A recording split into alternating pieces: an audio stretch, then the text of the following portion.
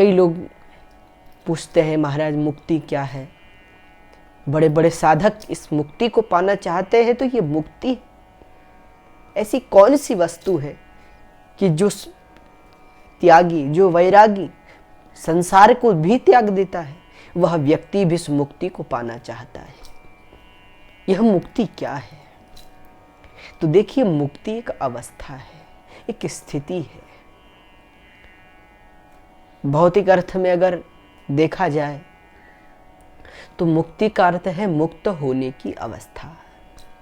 कई लोग ऐसा मानते हैं कि मरने को मुक्ति कहते हैं, पर बड़े बड़े सिद्ध पुरुष महात्माओं ने ऐसी व्याख्या मुक्ति की है कि मरना मुक्ति नहीं है।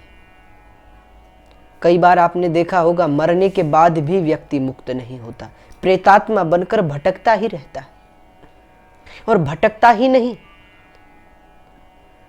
मरने के पश्चात अगर वह स्वर्ग इत्यादि लोगों को प्राप्त भी हो जाए तो भी कुछ समय तक वहां के भोगों को भोगने के पश्चात फिर धरती पर आता है और फिर यहाँ के भौतिक नियमों से बंध जाता है।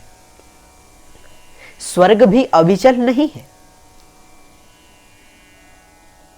स्वर्ग में व्यक्ति सदैव नहीं रह सकता। स्वर्ग का भी एक नियम है, एक संविधान है कि क्षीणे पुण्यम मृत्युलोके विशन्ति। व्यक्ति के पुण्य समाप्त हो जाने पर उसे स्वर्ग से फिर धरती पर कर्म करने के लिए आना होता है।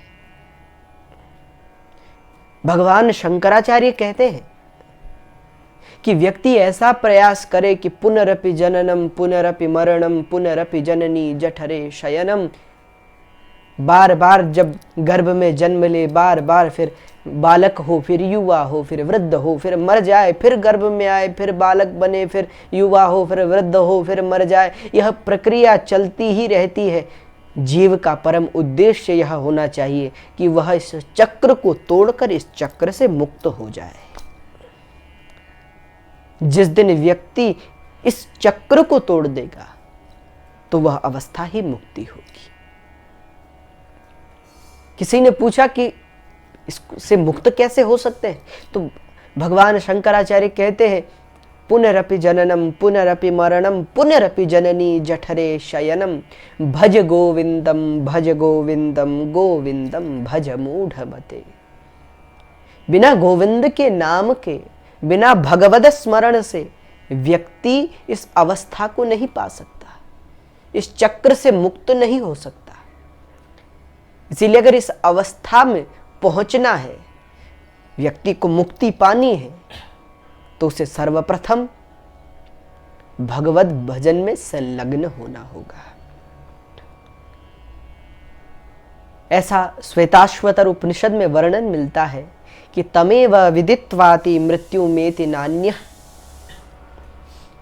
श्वेताश्वतर उपनिषद में कहते हैं कि बिना भगवद भजन के, बिना भगवद स्मरण के व्यक्ति मुक्ति नहीं पा सकता। जब तक व्यक्ति भगवान की संपूर्ण शरणागति नहीं अपनाएगा वह मुक्त नहीं हो सकता, क्योंकि अपने बल पर मुक्ति पाना बड़ा कठिन है। इसीलिए व्यक्ति को, जीव में इच्छा तो है पर सामर्थ्य नहीं, और ब्रह्म में सामर्थ्य है पर इच्छा नहीं। इसीलिए जीव जब अपनी इच्छा को भगवान के सामने पूर्ण शरणागत होकर प्रस्तुत करता है तो वह सामर्थ्यशील परमात्मा जीव की इच्छा को पूर्ण कर देते हैं और उसे मुक्ति दे देते हैं। पर मुक्ति का अधिकारी कौन है? जिस व्यक्ति ने जीवन में कभी भगवत भजन नहीं किया, भगवन नाम संकीर्तन न किया हो, क्या वो कभी मुक्ति का अधिकारी हो सकता है? इसीलिए अगर मुक्ति पानी है तो भगवत भजन में संलग्न होना होगा। जीव में ना तो सुख ही है और ना दुख ही है, पर वह अपने स्वरूप को भूल चुका है। श्री तुलसीदास जी महाराज, वैसे तो मुक्ति का अनेक पुराणों में वर्णन मिलता है, पर श्री तुलसी जी रामचरितमानस में ऐसा वर्णन करते हैं कि जान ही जीव तब ही जग जागा, जब सब विषय विलास विरागा। जिस दिन जीव जाग गया और उसे विषयों से वैराग्य हो गया, समझ जाओ उस दिन वह मुक्त हो गया। उसके लिए फिर मरने की आवश्यकता नहीं, वह जीते जी मुक्त हो चुका है। श्री तुलसी जी का ऐसा कथन है। श्री तुलसी जी महाराज कहते हैं, यह मोह रूपी रात्रि है। इस मोह रूपी रात्रि में अज्ञान की निद्रा में जीव सोया हुआ है। अच्छा, वह जागने का प्रयास भी करे तो माया उसे अनेक स्वप्न दिखा रही है।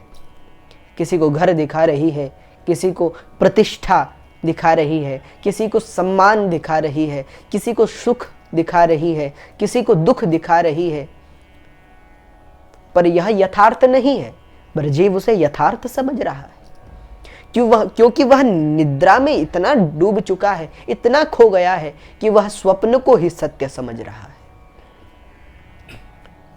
इसलिए जीव अगर मुक्त होना चाहता है तो उसे जागना होगा। जिस दिन जीव जाग गया, जागने पर उसे अनुभूति होगी कि जिसे मैं सब देख रहा था ये तो सब स्वप्न है। ऐसी और यथार्थ की अनुभूति जिस दिन उसे प्राप्त हो गई, वह मुक्त हो जाएगा। जिस दिन संसार को वह पूर्ण रूप से समझ जाएगा, उस दिन वह मुक्त हो जाएगा। फिर उसे कोई बंधन नहीं बांध सकेगा। इसलिए हम अपने से प्रश्न करें कि मैं कौन हूं, मैं यहां क्यों आया हूं? क्या मैं शरीर हूं या मैं कोई और हूं? इसीलिए व्यक्ति को अपने स्वरूप को पहचानना है, अपने स्वरूप को जानना है। और व्यक्ति स्वयं को कब जानेगा? जब कथा श्रवण करेगा, जब सत्संग जीवन में आएगा, तब व्यक्ति अपने स्वरूप को पहचान सकेगा। और जिन संतों ने ये माना है कि कथा मात्रैक जीविना, कथा ही हमारा जीवन है, वह संत मुक्ति का अधिकारी है, वह मुक्ति पाएगा, ये निश्चित है। इसलिए भगवत कथा का श्रवण कीजिए, भगवान नाम संकीर्तन का आनंद लीजिए। और हमारे यहाँ तो ऐसा वर्णन है कि मुक्ति भक्ति के दासी है। अगर एक बार जीवन में भक्ति आ गई तो मुक्ति सदैव, जब चाहे आप मुक्ति को प्राप्त हो सकते हैं, केवल एक बार भक्ति से। तो मुक्ति एक वृहद विषय है, बड़ा आनंद का विषय है। तो मुक्ति मरने को नहीं कहते, बल्कि बंधन से मुक्त होने की प्रक्रिया मुक्ति है। जय श्री राधे।